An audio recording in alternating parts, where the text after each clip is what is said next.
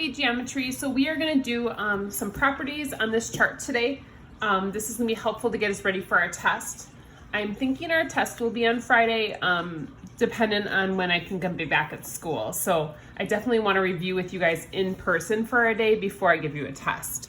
So this was the answer key from last time, so if you guys want to check that, if you haven't already. And then I won't leave it on here long, so if you need it, just pause the video so you guys can see it. Talk with Miss Miller about questions, send me an email with questions, whatever works best for you guys.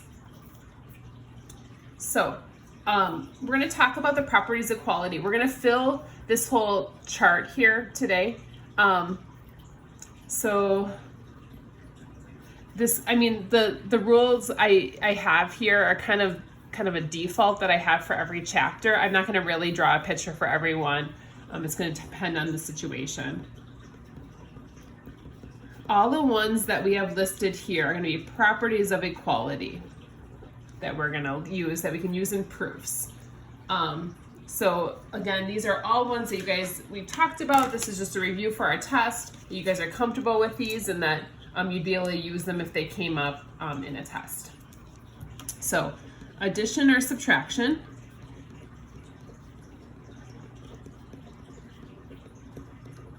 and I'll show it like geometry and with algebra. So like if I have x plus 5 equals 6, then I would take, or oh shoot, I was going to do addition, but you get the idea. So I'd subtract 5 from each side, so x equals 1. So that would be a subtraction property. Same thing would work for addition. Or we kind of saw with segments.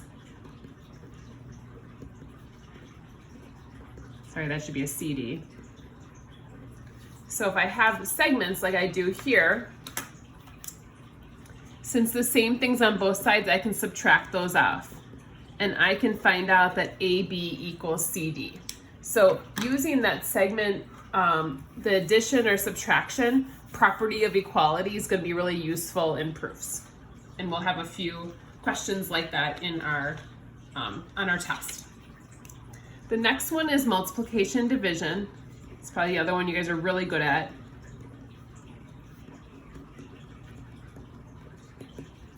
And you probably won't see that much in geometry proofs with multiplying and dividing. So I'll show you guys two algebra ones. So in this case, we would multiply each side by 2. So x equals 12. And this one we divide each side by 3. So x equals 4. And so again, you guys are probably pretty comfortable with those. Not pretty big issues there. The next one is substitution.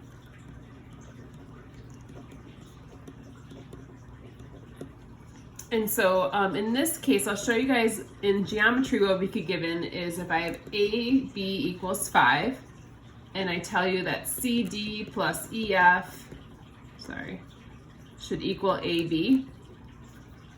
That means you can replace AB with 5. So then I can write CD plus EF would equal 5. So that would be substitution. Then I can put that in place of there. And same thing goes algebraically, so I don't think I need to show that. You guys are pretty good at substitution, I think, with algebra.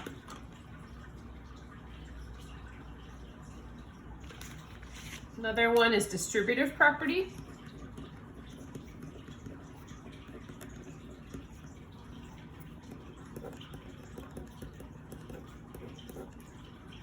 So any of these I would really expect you guys to be comfortable with on a proof on a test that you would be able to say, oh, I just used a distributive property there.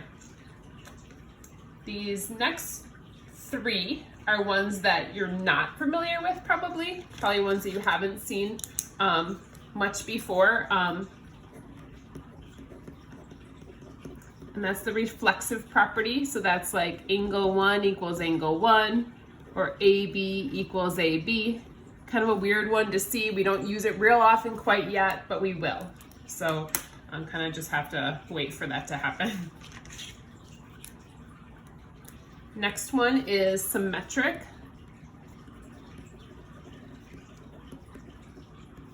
oops, sorry, symmetric.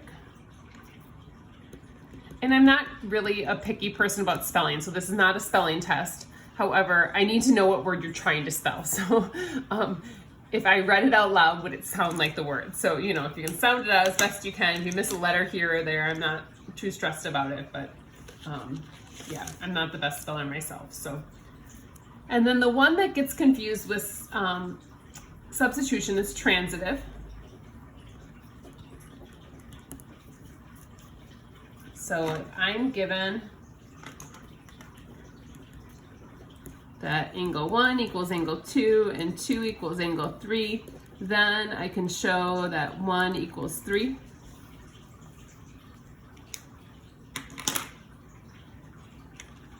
And then finally, the last thing I wanted to mention, I know I'm moving fast, but again, some of you guys are fast writers and kind of pick things up fast. Others of you might want to pause. Is simplifying. That's just when I want to combine like terms. So I'm just going to write that down here because all of these are things that I'm going to use in proofs that we kind of can use as a property of equality. It's okay to do that, these rules that we would use that in a proof. On the back side are kind of the new things we've learned with geometry. So this is, these are all kind of our algebra ones that we kind of knew before or kind of picked up pretty quickly. So the back side we're going to fill with kind of some of our newer properties and postulates that we can use in proofs. And again, the names, you don't have to know if it's a postulate, a theorem, a property. It doesn't really matter as long as you kind of the main gist of the theorem written down. So the first one we're going to talk about is segment or angle addition.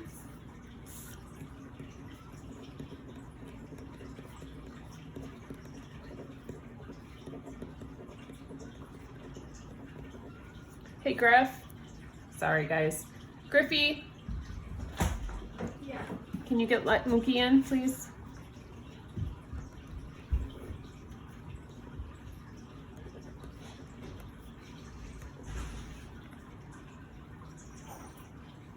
So in this problem, this is one where we said the two smaller parts, AB and BC, will add up to the whole segment AC. So that's segment addition because it's a segment.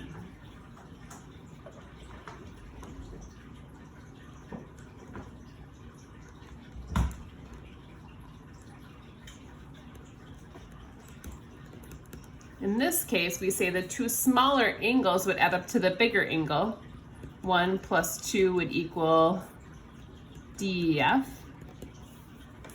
And that would be angle addition. So segment or angle addition just depends on if you're working with segments or angles.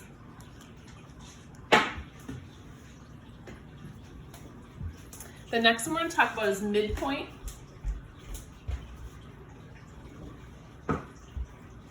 Or also it could be an angle or segment bisector, and I'll show you guys both, a midpoint, and then I'm going to show you an angle bisector as well.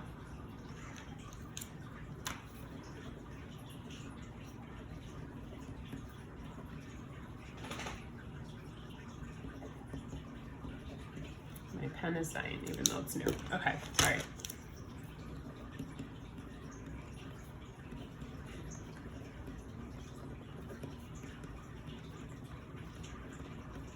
So let's start first with midpoint. So if I'm given that M is a midpoint, M doesn't have to be always the midpoint, so don't let that throw you off. It just, they use it a lot. If M is the midpoint, then I can know that DM equals ME, or sorry, GM equals MH. Sorry, I used different letters last year. GM equals MH. So I can make that conclusion because M is the midpoint. So that would be my reason. You know, all you have to do is write midpoint. But we could also have a bisector. So if I have the fact that, let's call this I, and then let's call this K. If IK is a bisector, then 3 and 4 would have to be equal. Does that make sense? So if they tell us IK is a bisector, then those 3 and 4, those two smaller angles would have to be equal.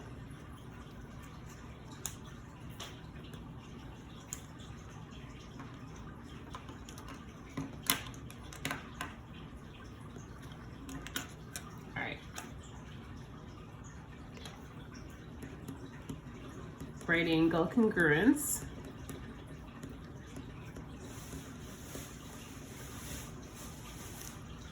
My puppy is currently walking around with a pencil in her mouth, so let me grab that. No. She wants to be a math teacher too, I guess. Or she's trying to be my math student. Maybe she's just trying to write this all down and I didn't realize she's a genius. So if I give you this little right angle here, I can automatically say that angles 5 and 6 have to be equal because they're right angles. So if I give you that right angle, I know that those two are going to be right. So right angle congruence. The next one's the one I said we probably need to know the most often. Use this a ton, is vertical angles. Again, these are all our reasons we'd use in a proof.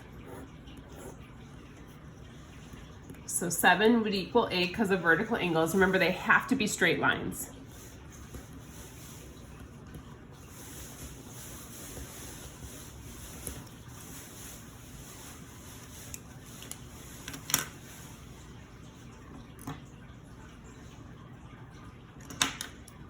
Next one is linear pair.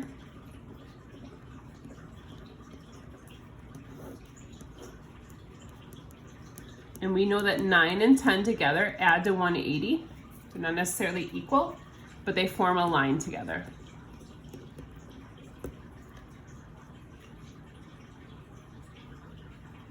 And the last one is the toughest one. I mentioned this last class. That's congruent complements or supplements.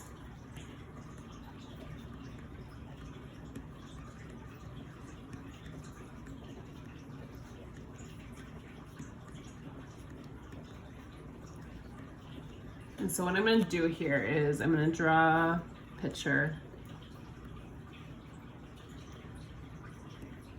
So I'm going to call this just 1, 2, and 3. So I'm going to give you the fact that 1 and 2 together equal 90. 2 and 3 together equal 90. Now again, if that's the case, let's say 2 is 20 degrees. If it adds with 1 and is 90, that means 1 is 70. If it adds with 3 and it's 90, that means this one's also 70. Then we have to know that 1 and 3 have to be the same by this congruent complements theorem. So watch out for that one. When they both equal either 90 or 180, it's probably using this theorem.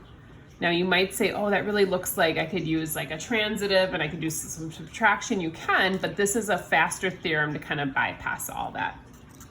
So our homework for tomorrow, again, which I hope I'll be back. So I'm hoping that I should be back with you guys to review. Although Miss Miller does a great job, I just want to be there to make sure I'm feeling like that you guys are all ready and kind of see your faces and see that. We're going to have you do the book pages. It's kind of like the end of the chapter test in the book. I'm going to do 8 through 20 all.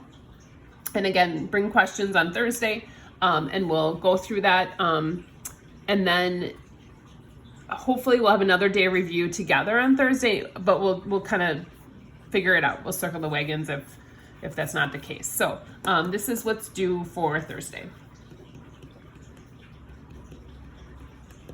All right, let me know if you guys have any questions. Shoot me an email, talk to Miss Miller. Those of you guys who are at home, I'd be glad to try and meet with you individually because I haven't really had a ton of time to be able to do that when I'm actually at school. So since I'm at home, I'm probably a little more accessible. So let me know. Take care. I hope you guys are well.